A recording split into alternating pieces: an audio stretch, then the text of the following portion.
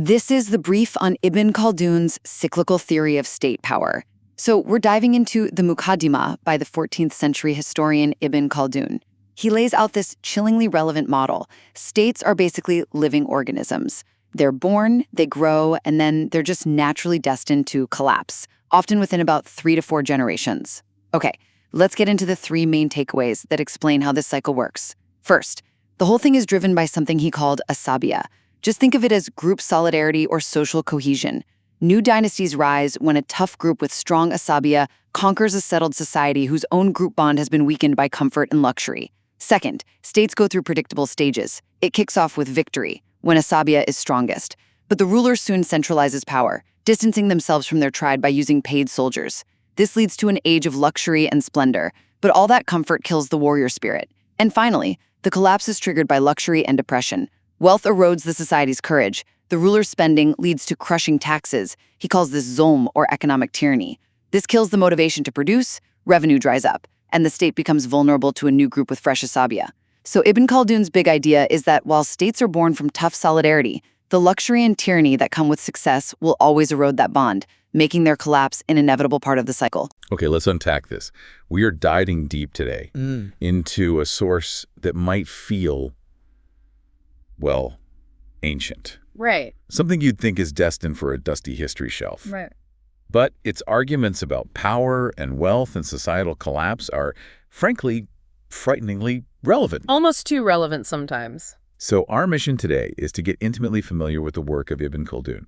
He was a 14th century visionary who, he basically established the blueprint for why states rise, why they flourish, and crucially, why they inevitably fall. It's a truly foundational intellectual exercise. If you're trying to understand the deep architecture of power dynamics, right. Why large corporations struggle to innovate like startups, or why these seemingly invincible empires just crumble from within, Khaldun provides the scaffolding. And the source we're looking at is his masterwork, the Muqaddimah. Yes, often called the prolegomena, which just means the introduction. His central question wasn't simply what happened in history, it was why it happens over and over again. He wanted to understand how that great wheel of fortune, which he called the Devletlerin, actually turns.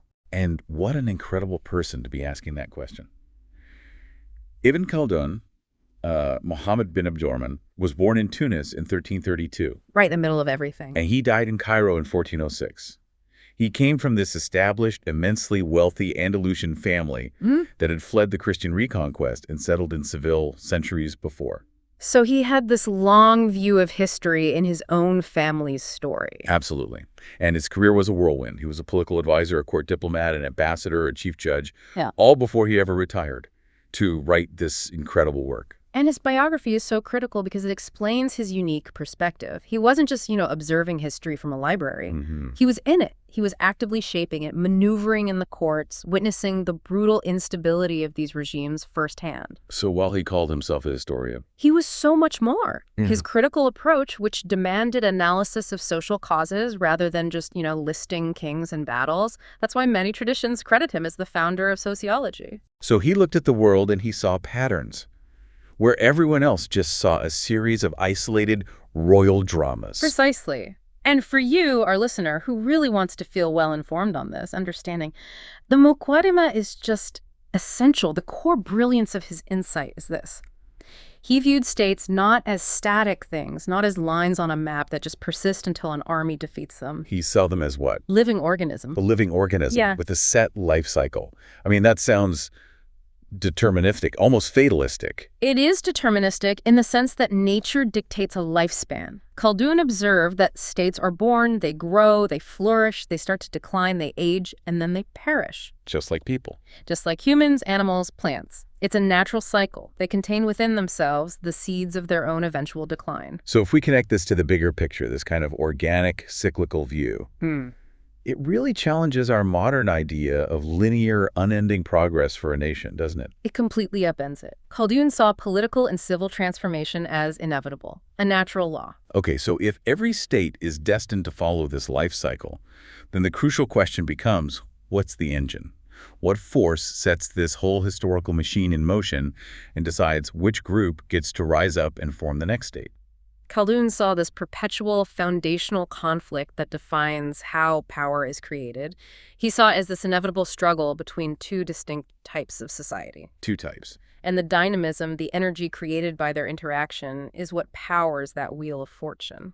Okay, tell us about these two types of societies. So first, you have the nomadic or rural societies. We can use the term Bedevi from the source material. Bedevi. These are people conditioned by the harsh, unrelenting demands of, say, the desert or the countryside. Their whole existence is rugged. It's defined by necessity, by scarcity, and a constant need for mutual defense just to survive. The survival pressure is just immense. Absolutely. And opposing them, you have the settled or urban populations, the Hadari. These are the people associated with cities, with agriculture, established institutions, comfort, and all the luxuries that a sophisticated civilization can afford. The Hadaris basically solved the problem of survival. Their challenge is managing abundance, not scarcity. That makes profound intuitive sense. You've got this rough, resilient, hungry group facing off against the soft, sophisticated, established group. Right. But just being tougher can't be the only reason you can overthrow an entire wealthy empire, can it? There must be something more. There is. And that's where the crucial sociological force comes in. It's called Asabiya. Asabiya. Khaldun argued that the real force driving history, more powerful than technology, more powerful than any heroic leader, was a socio-psychological fabric. Okay, let's dedicate some serious time to this. Let's define Asabiya, because it really feels like the intellectual centerpiece of his whole theory. It really is, and it's notoriously difficult to translate with just one word, which, that speaks to its depth. Sure. It's often rendered as a group solidarity, social consciousness, or tribal loyalty. But to really get it, you have to think of it as this intense, cohesive bond that forms under conditions of shared struggle. So it's forged in hardship. Exactly. Mutual necessity. It's the collective spirit that enables a group to put aside all their individual interests for the greater good of collective action and defense. So it's not just a feeling, it's a tangible, motivating force. It is the political capital of the nomadic group. The Bedevi groups, precisely because of their precarious, harsh lives, they're forced into total dependence on one another to survive. They have to stick together. They have to. And this shared struggle for water, for pasture, for defense, it generates the strongest possible asabiya. They have essentially a limitless capacity for collective action. I see. So the city dwellers, the Hadari, they've replaced that social dependence with institutional dependence. Yes. They rely on the police for defense, the market for food, the bureaucracy for organization. They don't need their immediate neighbors in the same way. Not at all. And so their asabiya wanes. It just melts away. Their comfort has dissolved the need for that strong collective bond. And that strong, untainted asabiya is what gives the nomadic group the irresistible political and military power for what Khaldun calls Phase 1. Phase 1, conquest and establishment. Victory. Exactly. So Khaldun is saying the takeover is natural, it's inevitable. The nomadic groups, hardened by necessity and possessing this powerful group solidarity, just overwhelm the settled states whose own solidarity has been weakened by city comfort and luxury. It's the natural progression, and what's fascinating about this first phase is the nature of the leadership. It's pure. The leader is completely integrated with the tribe. He's not some detached monarch sitting on a throne. Not yet, no. He is one of them.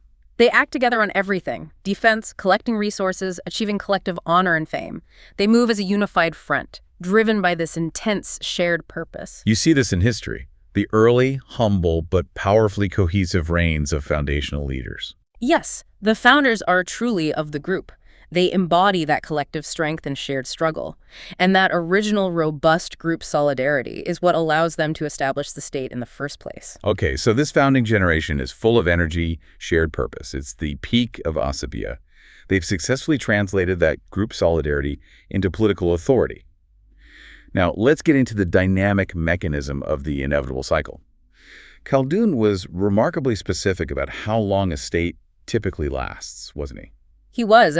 Based on his meticulous historical observations of the empires and dynasties of North Africa and the Near East, he estimated the natural lifespan of a dynasty or a state to be about 120 years. 120 years. And he tied this directly to the limits of human generational memory. Right, 120 years, or roughly 3 or 4 generations. Why is that specific timing so important to his theory? Because 3 generations seems to be the natural time limit for institutional memory. The first generation is the founder, the conqueror. They remember the struggle. They remember the struggle, the necessity, the hard work it took to seize power. They have the highest asabiya. Then the second generation inherits the power, but they still remember their parents' stories of that struggle. They're the sustainers, stabilizers. Exactly. They witnessed it, they understand the value of the group solidarity, but they never personally experienced that harsh desert life. But by the time the third generation comes along, The memory of the struggle is completely gone. They're born into wealth and comfort. They take the state's power for granted. And the fourth generation? Well, they're Ashen the Destroyers, with no connection whatsoever to the founding principles. That generational amnesia is the clock that Khaldun is following. which brings us to phase 2, authority and monopolization. Despotism. This is where the core structure of the state fundamentally shifts, and the long, slow internal decay begins, even while the state might still be growing on the outside. This phase is all about the consolidation of power, and it's the most painful, most dangerous transition for the state. The new ruler, now established in the capital, seeks what we can call infirat, to be alone in power, removing all rivals, centralizing control. The state moves from being this cohesive, tribal entity where power is shared to a true autocratic monarchy where power flows only from the ruler. And to do that, the leader has to break the very bonds that brought him to power in the first place. That shared loyalty with his own kin, his founding tribe, the original Asabiya, that seems incredibly difficult and risky. Khaldun considered this internal conflict against the founding solidarity more difficult than fighting any external enemy. Why?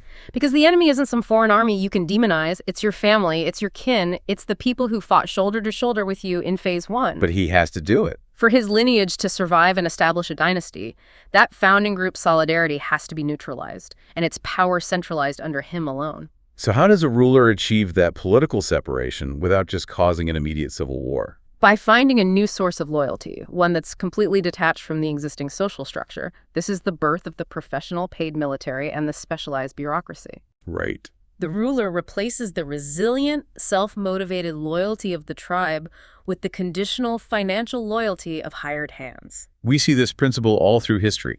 The creation of an elite corps, a Praetorian Guard, something totally loyal to the central figure. Absolutely. The ruler increasingly relies on these professional soldiers, whether they're mercenaries, slave armies, or systems like the devletlerin found in later empires. The source notes this wasn't unique to any one empire. It's a universal political mechanism for centralization. And the purpose is singularly focused, ensuring loyalty only to the sultan or the ruler. It becomes the new foundation of the centralized state. These professional troops are paid handsomely, their single duty is protecting the sovereign, and critically, they have no familial or social ties to the general populace. So they're isolated. Complete isolation. It ensures their obedience and allows the ruler to definitively break free from the constraints of the founding Asabiya. But let's pause here, because this is where Khaldun's analysis gets truly predictive. I see the immediate political necessity of this centralization. In phase 2, the ruler secures his throne. But is Khaldun implicitly arguing that this very act of political self-preservation guarantees the state's eventual failure? He is. That's exactly what he's arguing. The ruler is fundamentally replacing a resilient, self-healing system, the collective solidarity of the tribe, with a brittle, expensive, and ultimately perishable system. The paid, isolated military. Yes. The short-term stability is bought at the long-term cost of the state's political immune system. The founding strength is destroyed, and the new structure is parasitic on the state's wealth. Which makes the next phase, phase 3, affluence and luxury, or comfort and rest. It sounds less like a golden age and more like a fever peak. That's a perfect analogy. The autocracy is fully established. The state begins to collect the immense fruits of its centralized power. This is the era of unprecedented wealth. The state shifts its energy completely from conquest and internal struggles to just managing income, regulating expenditure, and initiating massive visible projects. The age of monumental architecture, urban development, flourishing arts and sciences. Everything looks magnificent from the outside. The maximum external splendor. It is the pinnacle of civilization. Trade routes are secure, the treasury is full. However, Khaldun's core warning here, and it echoes across centuries, is that comfort kills courage. Right. The generations born into this unprecedented wealth, that third generation we talked about, have no concept of struggle. They lose the hardiness, the warrior spirit of the founders. They become passive, They're totally dependent on the inherited system. They enter what we'd call the comfort zone, which in Khaldun's view is a blind spot. They stop perceiving external threats because their entire lives have been defined by ease. They're softened. They lose their physical and moral fortitude.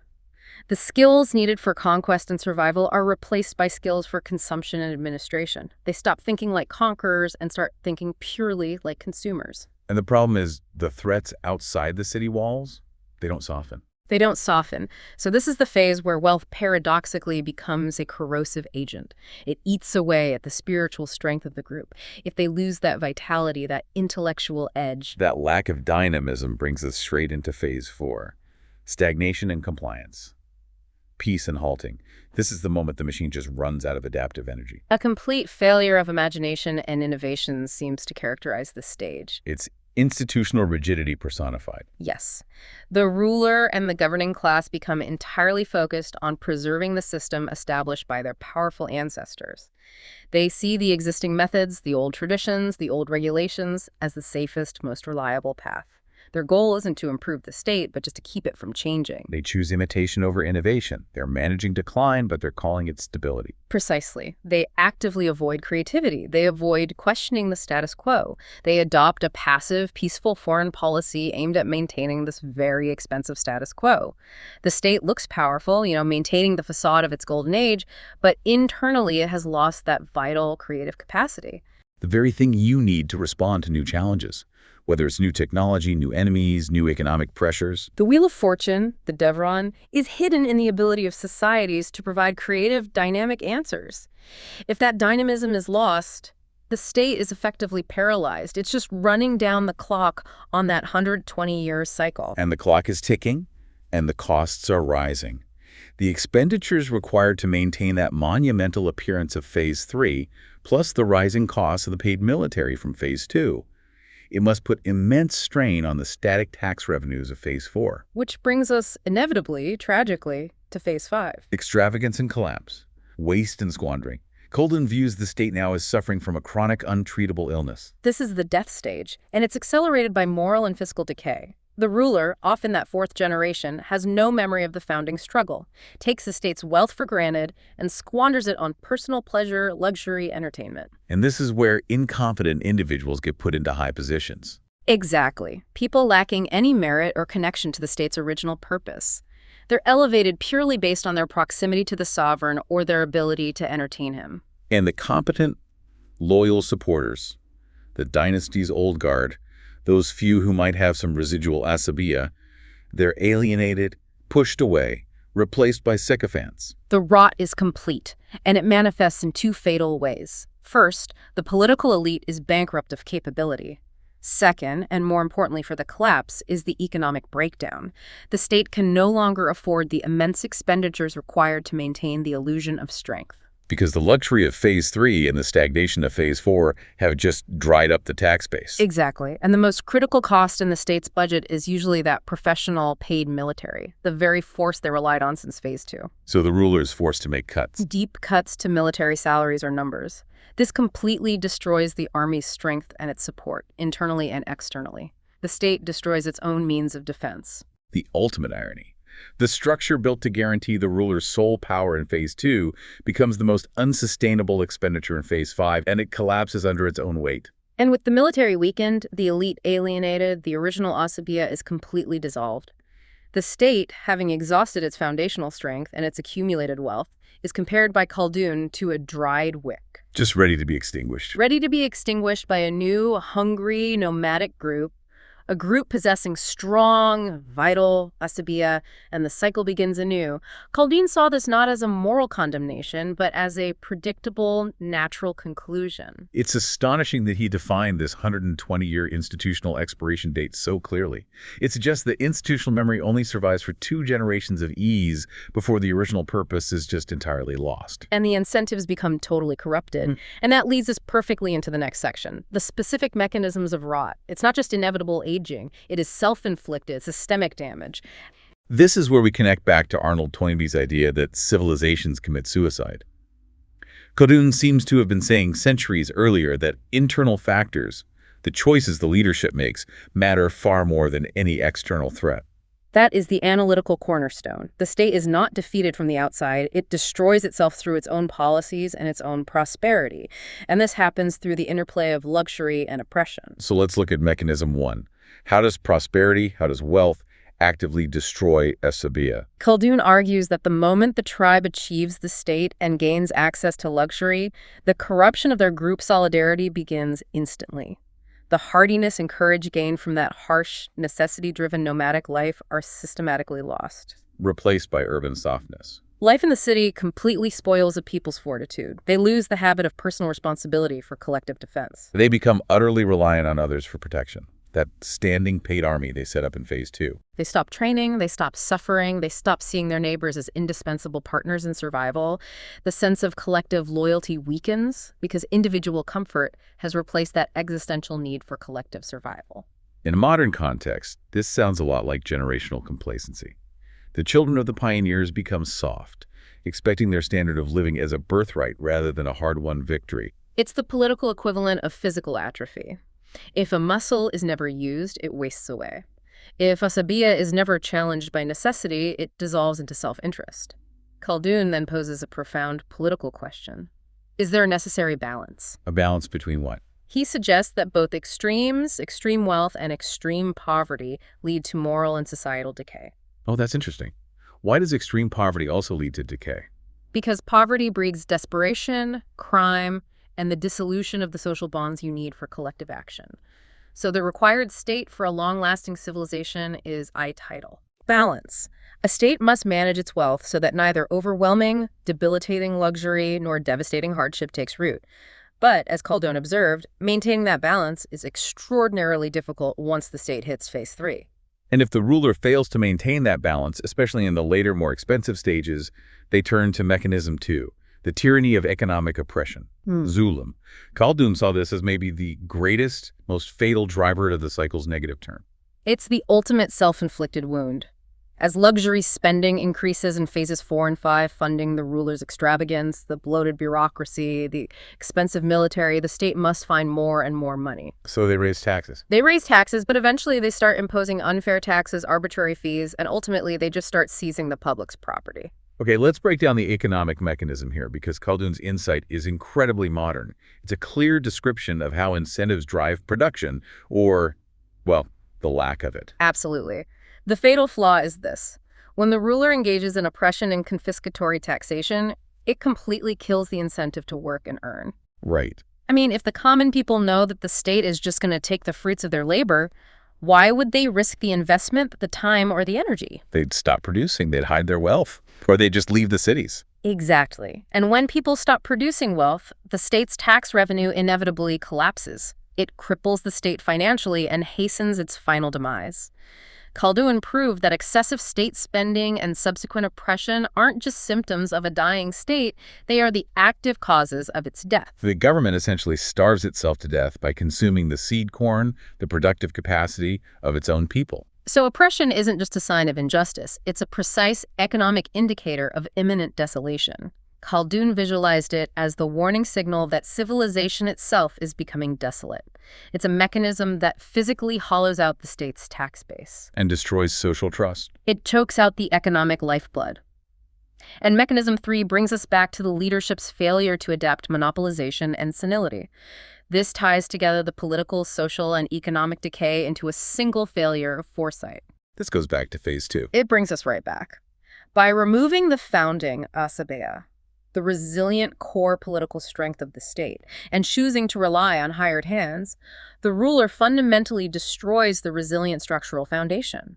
This act, driven by the immediate desire for soul power, undermines the state's long-term resilience. It's like cutting out your own white blood cells because they argued with the brain. A perfect analogy. And as the state progresses through the cycle, it ages. And Khaldun defines that aging by a singular intellectual inability. What's that? The state's aging is marked by its inability to produce creative solutions to problems. It becomes rigid. It relies solely on outdated methods, unable or unwilling to innovate or adapt to new external pressures. And this loss of creative energy makes collapse inevitable and entirely natural.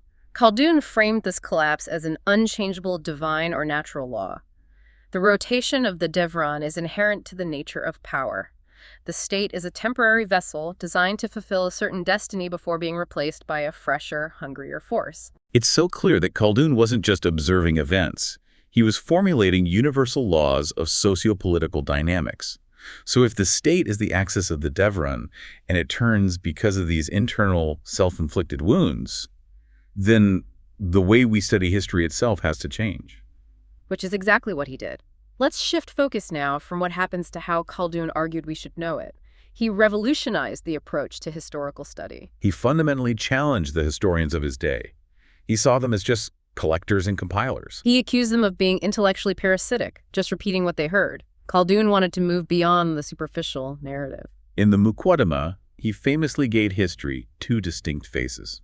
Let's start with the outward face, the exoteric or the Zahiri. Outwardly, history is just a chronicle of events. It relates tales of past states, lists of kings, chronologies, who conquered what and when. Khaldun noted that anyone, scholar or layman, can memorize these facts. It's what people use for entertainment. It's simple recall, the surface layer of knowledge. It's the journey of the historian just gathering facts, the surface detail that doesn't require deep intellectual effort, just good memory and diligence. Exactly. In the modern context, it's reading a timeline on Wikipedia. The basic facts are accessible and often used just for amusement. But this is the shallow pool of understanding. It tells you that the Roman Empire fell, but not why it had to fall. Okay, now the inner face, the esoteric, the baton. This is where history transforms from a pastime into a noble science. Inwardly, history is profound. It requires deep thinking, researching the ultimate truth, and, most crucially, establishing cause and effect relationships for events. It's not enough to know that a tax was raised or a battle was lost. You must know why the ruler felt compelled to raise that tax and what predictable sociological principle governed the outcome of that battle. This is the moment history becomes a noble and wise science. He was basically arguing for what we now call a scientific, systematic approach to society, using principles of economics and sociology to vet historical accounts. And this is why his critique of his contemporaries was so harsh. The core problem was uncritical study, imitation. Khaldun criticized historians who just collected reports, mixing authentic facts with false and fabricated ones. They failed to apply critical thinking, or tahqiq. They didn't consider the underlying economic and social principles. Right. If an event contradicts a known sociological law, like the fact that high oppression destroys production, then the account has to be false, regardless of who told it. He argued that these historians lacked insight, and he didn't mince words about the consequences of this intellectual failure for society. No, he warned that imitation is deep-rooted and hereditary in humans, making it incredibly difficult to escape. And ignorance, he said, is a sickly and poorly aired place. If you reside in that intellectual pasture of ignorance, you become infected by weak, false narratives that perpetuate historical misunderstanding. This has powerful modern parallels.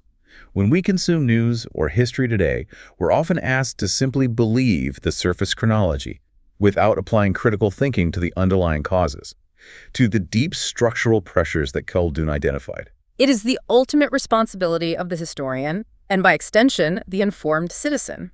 The critical historian, the one with insight, separates the sound narrative from the weak. They don't just write down what they hear. They use the light of knowledge, the principles of economics, psychology, sociology, to polish and illuminate the true pages of history. They present the deep principles that govern the rise and fall of society, not just the shallow chronologies of kings. Right. This whole analysis, the cyclical nature, the sociological basis, the demand for scientific history, all emerging in the 14th century, it's just astonishing. It feels like a template for understanding everything from the decline of the Venetian Republic to modern political instability. It really does. And the cycle, the Devletlerin, is relentless because, as Khaldun saw, the internal flaws are baked into the success of the state itself. The initial group solidarity that creates the state must be broken in phase 2 for the dynasty to survive. And that very breaking guarantees the state's eventual demise through financial and moral decay in phases 4 and 5. It's a perfect trap. So what does this all mean for us, the listener, today? Khaldun believed the transfer of power and civilization is inevitable. No state, no matter how powerful, can remain eternal. But he suggests collapse isn't disappearance, it's transformation. Things shift, regimes change, and systems transform, often violently. And the profound adage he alludes to is key. The axe turns, the handle turns, the day comes, the time turns. The Devran is that relentless passage of fortune, the constant flow of human activity and authority from one group to the next, driven by the changing nature of their group solidarity. If we accept this cyclical view, the question isn't whether a society will collapse, but rather when and why the internal forces have aligned to make it happen. So what stands out to you, thinking about this cycle today? Khaldun's core diagnosis of that untreatable chronic illness in the final stages, it was the loss of creative power and dynamism. Right. It was the inability to produce new solutions, the refusal to move past the imitation and complacency of Phase 4 that made collapse a certainty. That's the most powerful modern takeaway. If wealth and comfort inevitably breed fragility, and the ultimate defense against the Devran is creative dynamism, the ability to innovate, adapt, and solve new problems. Then we have to look critically at ourselves. What indicators or trends in modern society, in our politics, our institutions, our economic systems, suggest that necessary creative dynamism is either strengthening or fading right now? So if we see institutional rigidity, reliance on old models, increasing centralization that alienates the populace, and economic oppression that stifles incentive, are we watching Khaldun's chronic illness manifest? Is the failure to innovate, the intellectual refusal to adapt, the real untreatable chronic illness of our time? It gives us all something crucial to mull over and apply to the world around us until the next deep dive. Welcome back. Today we're diving into a really articulate analysis of Ibn Khaldun's cyclical theory of history. Right. It details the 5 stages of a state: birth, growth, and collapse, all driven by that core concept of asabiya, or group cohesion. It's a very strong piece of work. The explanation is clear, and it really establishes that Khaldun isn't just for, medieval historians. So let's get right into it. The first big opportunity here is about maximizing that claim of relevance. The material makes a really compelling assertion that Khaldun's 14th century insights are still globally relevant today. But I think the opportunity is to really demonstrate how they apply. Exactly. It's about earning that claim. The piece does a great job mapping out the mechanics of societal decay, luxury, losing the warrior spirit, economic injustice. But the connection to the modern world is a little bit... general. Yeah, general.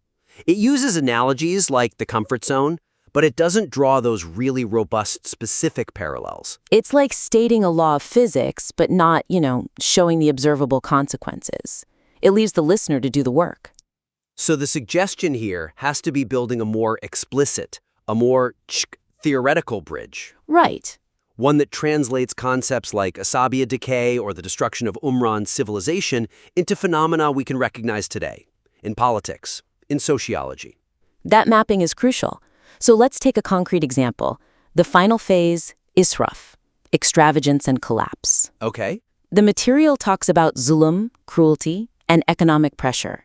It mentions unjust taxes, haksızvergiler, and the state seizing public wealth. But it's sort of generalized as tyranny. Which is the weakness.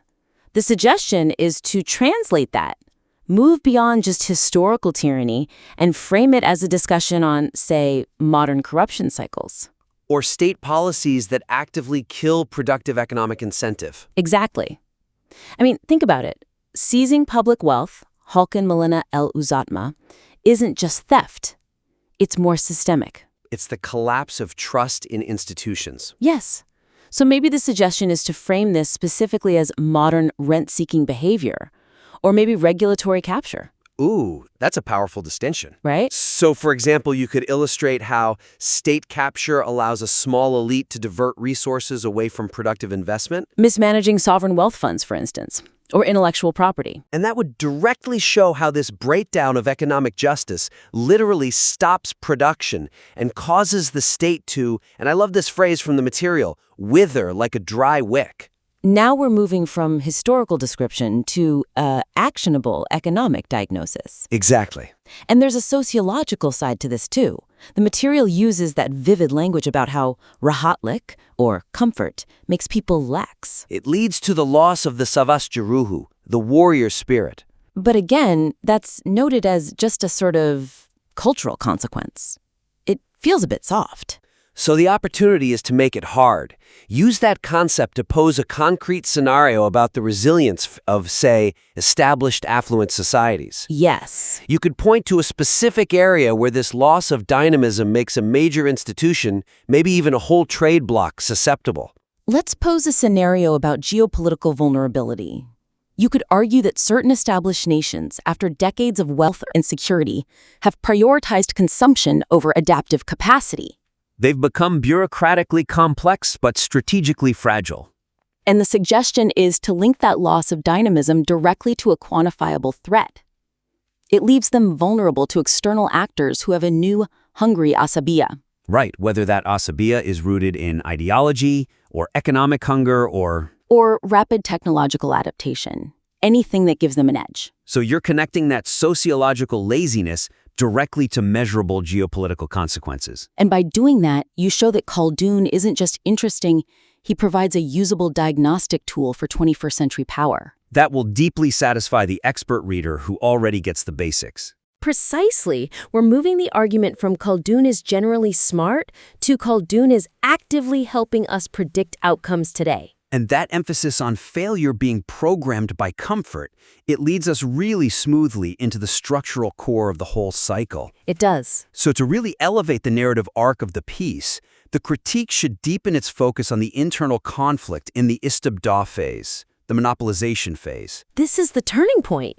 It's the moment of maximum strain, both psychological and political, and it needs more airtime. The material describes it as the moment the ruler pushes his own tribe, his own family out of power. And it notes that this is a struggle harder than fighting foreign enemies.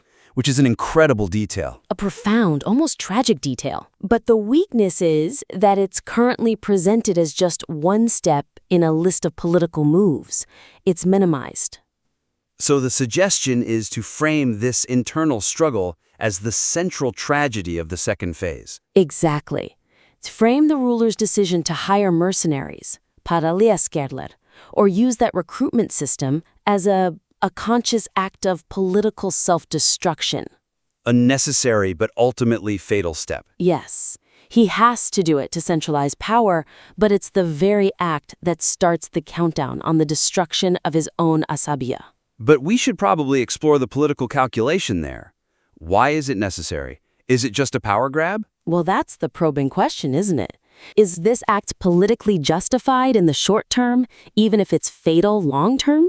Maybe the original tribe, the founding group, became corrupted by that initial success, by the Zafar. They become unwieldy, entitled. And they become the state's first real internal threat. So the ruler realizes that to secure the state against its external enemies, he has to achieve absolute centralized authority, and that means breaking with his own people. It's a paradox.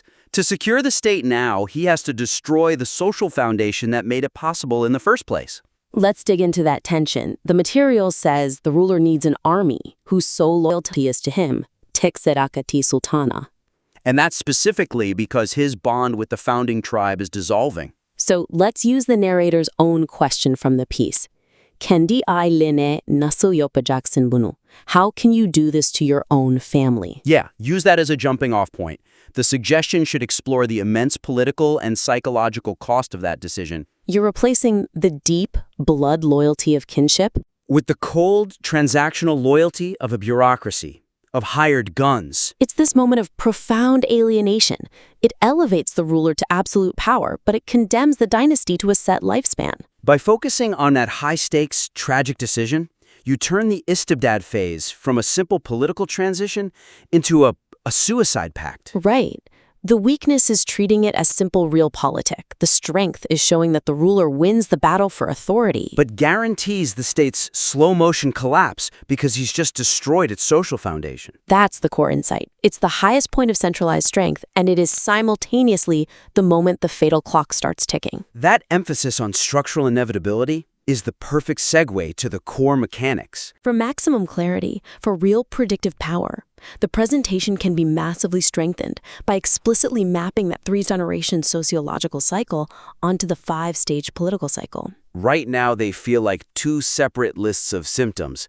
The material outlines the five political stages, from Zahe to Israf, and it also outlines the three generational types: warrior, affluent, luxury. And it states the whole cycle lasts about 120 years, 3 or 4 generations. But the causal link, how the generational decline actually drives the state through the political phases, that's not fully synthesized. And that synthesis would be immensely powerful. The weakness is that lack of visible causality. So the suggestion is to create a clear overlay. A map. A map. Show how the decay of the generations, the Nisseler, is the internal engine driving the state from one phase to the next. Which would reinforce the sheer inevitability of the Devran, the turn of the wheel. It makes it feel almost biological. We need to show that the political form of the state is just the shadow cast by the underlying human condition of its people. Okay, so let's start by aligning the first generation, the Bedouin, the warrior. You align them directly with the Zafar and Istibdat phases. Okay. You link their core strength, that Ra shared Asabiya, directly to the founding and the consolidation of the state. That sociological vitality is the literal fuel needed to establish the throne. And then the bridge, the second generation, the affluent, the rootless. They only heard about the struggle in stories from their parents. So they align with the Farag phase, leisure and tranquility. The political system is stable, the money is flowing. But the internal engine is starting to corrode. They've moved from necessity to comfort. Which brings us to the crisis point, the third generation. Right. They are completely steeped in luxury. Passive. So we align them with the final two phases, Musalamet, stagnation, and Israf, collapse. The suggestion is to show exactly how their specific sociological decay translates into political decline. The material has a great phrase for this. It says they lose the irada to chuzam urmebekesirne tamamani termishomak. The complete loss of the ability to produce creative solutions. But again, the weakness is that this is treated as an abstract loss. The suggestion has to be to frame this as a concrete political mechanism, a cause, not just an effect. That's it. The failure isn't a lack of resources or technology, it's a failure of psychological capacity. They can't even comprehend the primal threat from a new, hungry Asabiya. Their solutions are always institutional. More regulation, more spending. Never foundational, never revolutionary. They are trying to fix a philosophical collapse with bureaucratic adjustments. And that's the key distinction. By making it clear that this lack of creativity is the political mechanism that guarantees collapse, you show that the state's failure was programmed from the moment the first generation got comfortable. It moves the whole argument firmly into the realm of predictive sociology. And that synthesis makes the Devran feel truly inevitable. It reinforces the genius of Khaldun's original insight that structural clarity will be a huge gift to your listener. This has been a really insightful analysis. So, to summarize the highest impact opportunities for revision. First, strengthen the concrete application of Khaldun's ideas to the modern world. Right. Use explicit policy parallels. Translate terms like israf into modern concepts like rent-seeking or geopolitical vulnerability. Second, fully exploit the dramatic internal self-destructive conflict of that istibdat phase. Frame it as a political tragedy, the moment of maximum strength that actually guarantees future failure. And finally, synthesize the generational decay model with the 5 political phases. To demonstrate that the decay of the nestlers is the internal, almost biological engine driving the state's inevitable decline. These suggestions really aim to take what is already a very strong foundation and just make the argument more robust, more actionable. And ultimately, more intellectually satisfying for that expert audience. You have the logic down cold. Now it's about maximizing the dramatic and predictive power of the theory. We really look forward to seeing the revisions. Send your improved material back to us. And let's keep challenging ourselves to become better at what we do. Welcome to the debate. Today we're delving into the monumental intellectual legacy of the 14th century thinker Ibn Khaldun and his foundational work, the Muqaddimah. Khaldun is, well, he's rightly considered a founder of sociology, and his cyclical theory of Umran, or the study of social organization and sovereignty, it offers a really profound and often stark framework for understanding the life cycle of states. It really does. And Khaldun's model, which posits that a state typically progresses through 5 stages, from establishment through tyranny, affluence, and finally, excess or senility. It predicts an average lifespan of about 120 years. It's a compelling blueprint for sure, but the elegance of the framework, I think it hides a deep tension about what the actual engine of collapse is. And that tension is precisely our central question today. While we both accept the inevitability of this cycle, we have to ask, what is the primary mechanism that guarantees the state's ultimate fall? Is it the slow, inexorable socio-psychological decay that's caused by luxury and the irreversible loss of asabiya, that crucial group solidarity? I'm going to argue that this generational erosion is the unchangeable root cause that really sets the clock ticking. See, I come at it from a slightly different angle. While that group solidarity is, it's undeniably foundational for the initial conquest, I contend that the collapse is fundamentally accelerated and really determined by the acute, destructive political and fiscal choices made by the dynasty, specifically systemic oppression, economic mismanagement, these choices that we can sort of categorize under zulum or injustice. I think those are the active triggers.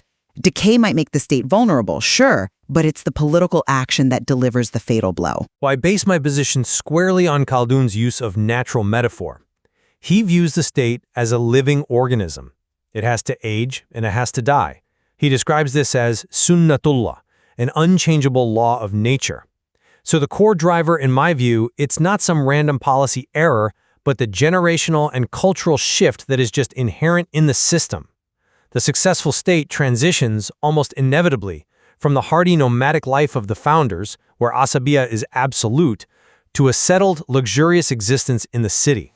That sounds very deterministic, though, which I find a bit problematic.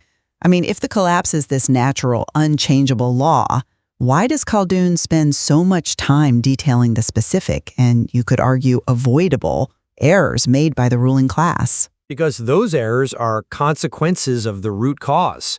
The successful conquest naturally leads to affluence. That's the third stage, and that is the poison. Khaldun stresses that the security and comfort of settled life, well, it kills courage. Success breeds softness, and this erosion is precisely why the cycle runs through about 3 generations. You have the initial fierce warrior generation, then the generation that enjoys the wealth, and then the final generation that is, well, it's lost and luxurious, completely unaware of the threats outside. I acknowledge the power of that slow spiritual rot. Luxury certainly erodes the fierce independence you need for defense. But when Khaldun talks about the state losing its capacity for self-protection, he doesn't just mention soft living. He mentions the need to depend on others, like a paid army, because the founding tribe solidarity has vanished. That substitution, that is a defining political and fiscal act of the ruling elite. Exactly. But that political act, hiring mercenaries, is necessitated by the prior loss of asabiya. The internal spiritual rot is the precursor to everything else. When that group solidarity dissolves, the dynasty has to replace organic loyalty with transactional loyalty, which is a hugely expensive proposition that then drives the very financial crises we both agree are so destructive. I have to insist, though, that the state's failure is not just passive decay, but an active, acute process that's accelerated by definable acts of political and economic oppression. Think about the tyranny stage, the second phase. This is the moment when the ruler chooses to centralize power. This is not passive aging. This is the ruler making a conscious, and I'd say destructive, political choice to break ties with his founding tribe. But why does the ruler make those oppressive choices if not to solidify his personal power against a group whose loyalty has already started to weaken because of success and comfort? Because the ruler, having monopolized authority, deliberately pushes away his own kin. This choice then necessitates replacing genuine group solidarity with, paid mercenaries or a slave army. Khaldun describes this internal struggle, the ruler turning against his own people, as being more difficult than fighting an external enemy. This active, destructive political choice immediately undermines the entire basis of the regime's strength. And what's more, Khaldun himself cites oppression and economic pressure as one of the single biggest reasons for the turning of the historical wheel. It's not presented as some secondary effect. He presents it as a primary catalyst. I see why you emphasize that causal link. I do. But I would argue that oppression and increased taxes are consequences of the initial decay, not the independent root cause. Once group solidarity is lost due to comfort and luxury, a process that's firmly underway by the third stage, the government just naturally loses efficiency and true popular support. So they have to resort to desperate, extractive fiscal measures simply to fund their extravagant lifestyle and their expensive, non-loyal mercenary forces. That's a compelling argument, but I'd frame it differently.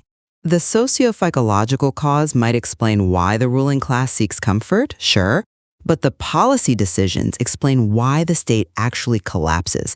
Look at the economic mechanism. Khaldun is very clear that increased luxury spending forces the dynasty to raise taxes unfairly, to even seize public property. And the crucial insight here is that this action, it breaks the public's will to work and earn. Production just stops, commerce shrivels. But that's the final stage of the disease, not the origin. It is the active mechanism of death.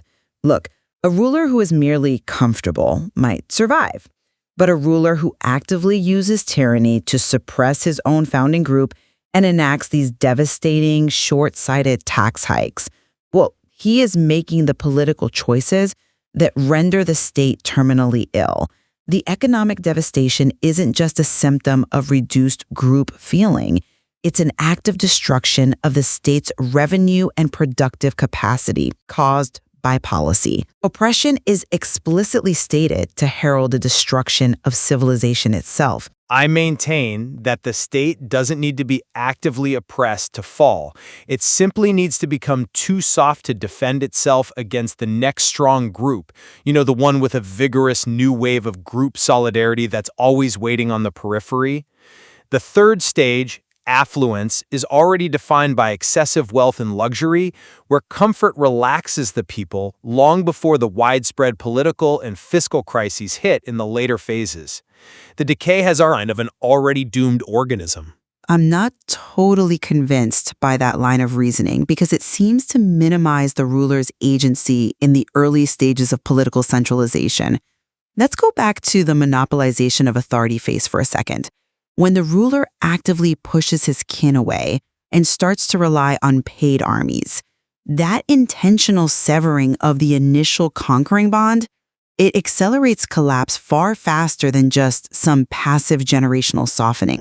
But I would suggest that Khaldun implies that the monopolization of authority is itself a natural, a structural result of success. Think about it.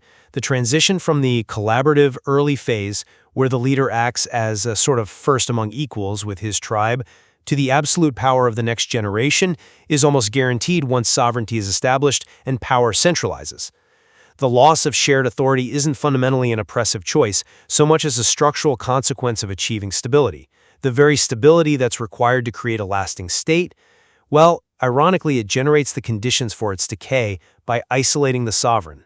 Okay, while that is a powerful structural argument about political gravity, it does sidestep the element of responsibility Khaldun clearly places on the sovereign's actions, particularly with economic policy. If the ruler's extravagance leads to oppressive taxation, Khaldun frames the collapse of the state's productive base as a direct result of that governmental injustice, not just a result of general softness. The injustice is applied. It's an active mechanism. But if the sovereign is simply forced into those extractive measures because the cost of maintaining the empire, funding the bureaucracy, the military, their personal luxury outstrips the available revenue, then the root problem is the culture of expense, right? Which is born out of comfort, not the choice to impose taxes. The state's needs grow infinitely in the affluent stage, while the group solidarity needed to govern efficiently just shrinks. The resulting fiscal crisis is structural. It stems from the collapse of social bonds. I agree that the needs grow, but a responsible sovereign, understanding this Khaldunian dilemma, might have been able to slow that spiral. If the state is an organism, we're arguing about whether it dies because its cells naturally age out, or because it took active, poisonous steps. And I argue that relying on expensive, non-tribal mercenaries is a perfect example of that poisoned choice.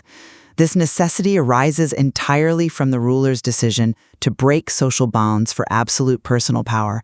That choice creates an institutional need for a class whose sole loyalty is to the sultan, regardless of the fiscal impossibility of maintaining that loyalty long term. That is institutional failure, driven by poor political strategy, not unavoidable sociological decay. But we have to return to the idea that the initial social spirit is what made the state possible in the first place. I mean, you can have perfect fiscal policy and avoid political oppression, but if the successor generations have lost the willingness to endure hardship and fight for the state, that state is defenseless. It is merely a wealthy, soft target waiting for a new group with vigorous solidarity to sweep in. The third stage guarantees the end, even if the fourth and fifth accelerate the process. The loss of the spirit, the dissolving of Asabiya. It means the capacity for creative governance has just been eliminated at the human level. That's a strong argument, but have you considered the implications for longevity? Khaldun also noted that states generally transform rather than being totally erased. Now, if the root problem were only inevitable generational decay, why wouldn't political action, like avoiding intense oppression, exercising fiscal restraint, be able to extend the state's life beyond that typical 120-year cycle? The core issue isn't just the loss of group feeling, but the loss of the ability to produce creative solutions once the leadership becomes isolated and tyrannical. If the leadership avoids that isolation, avoids the active destruction of the will to work, they might just stave off the final collapse. Because the creative solutions require the dedication and self-sacrifice of the founding solidarity, which by definition is gone by the third generation. The most benevolent and fiscally sound leader of a weakened, soft populace, he cannot restore their courage or their willingness to face adversity. That socio-psychological transformation from desert warrior to city dweller is the inescapable law.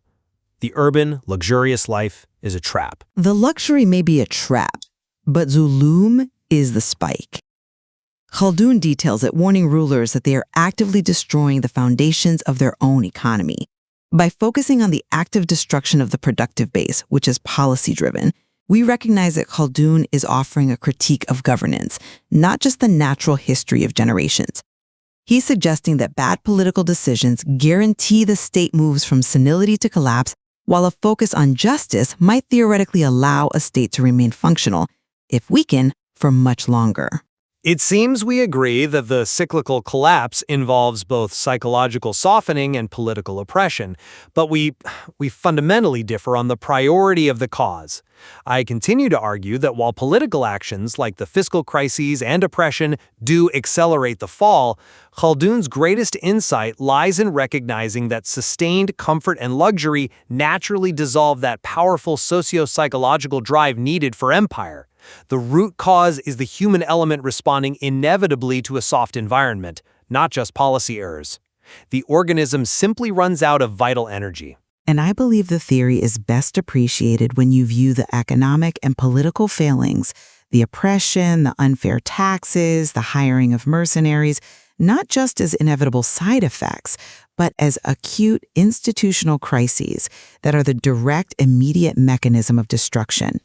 By focusing on Haldun's demand for critical review, for seeking deeper principles, we have to acknowledge that severing kin ties and destroying people's incentive to produce are political choices that actively seal the state's fate, making it vulnerable to the new and hungry solidarity group waiting outside. It's clear that Haldun's analysis forces us to confront the dynamic tension between the vital collective social spirit that builds the state and the corrupting nature of centralized power and wealth that defines its final moments. A profound tension. Yeah. It suggests that whether the state dies of old age or by political suicide, the seeds of destruction are always planted by its own success.